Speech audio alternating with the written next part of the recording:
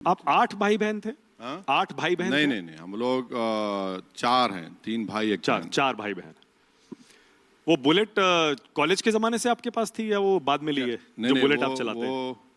नहीं, एक्चुअली हमारे निज़ाम कॉलेज में हमको ESD दिलाई गई थी। ESD थी। अभी भी है, हमारे भाई के पास है वो। अकबरुद्दीन चलाते हैं? वो भाई वो बड़े स्मार्ट आदमी हैं, डैशिंग है। नहीं, आपने भाई कहा तो मेरे जहन में वही आया। हाँ, चलाते हैं, सबको चलाते हैं वो। अच्छा, आप ये 2 ही भाई राजनीति में हैं, बाकी आपके भाई क्या करते हैं? नहीं, वो दूर क्यों रहते हैं? नहीं, वो अपना उनका अलग काम है। वो अखबार के एतमाद, एक उर्दू अखबार है, उसके एडिटर हैं और माशाल्लाह से अच्छा चलता है अखबार, उसकी जिम्मेदारी निभाते हैं। ओवैसी साहब माताजी से ज्यादा प्रभावित रहे अपने या पिताजी से? देखिए, कोई बोल ही नहीं सकता कि माँ और बाप है, माँ है। माँ में जो शफकत और रहमत होती है, मोहब्बत होती है, बाप में जो इकबाल होता है, तो आप दोनों से सीखते हैं। दोनों की तरबियत आपको अच्छा इंसान बनाती है। तो ये मेरी खुशकिस्मती रही कि अल्लाह ने मुझे ऐसे अजीम माँ बाप के ज़रिए इस दुनिया में पैदा किया। तो माँ हमारी अभी बक़ैद हयात हैं, ज़िंदा हैं, अल्लाह उनको सलामत रखे। और उन्हीं की दुआओं का नतीजा है कि हम यहाँ तक पहुँचे। आप तो सोशल मीडिया में इतने एक्टिव रहते हैं, आप पर आरोप लगता है कि आप अपने बच्चों को, पत्नी को, परिवार को दूर रखते हैं, बैकग्राउंड में रखते हैं। कौन आरोप लगा रहा है? आप सोशल मीडिया पढ़िए।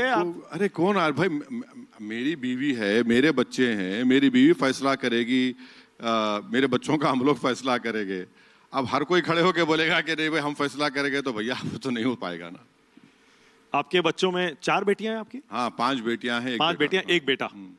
बेटा शायद आपने बताया 9वीं क्लास में है। जी। उनमें से किसी का राजनीति में आने का कोई प्लान, कुछ इच्छा? मैं तय नहीं कर सकता इस बात। वो लोग, उनको जो इंटरेस्ट है वो जरूर करेंगे उसमें।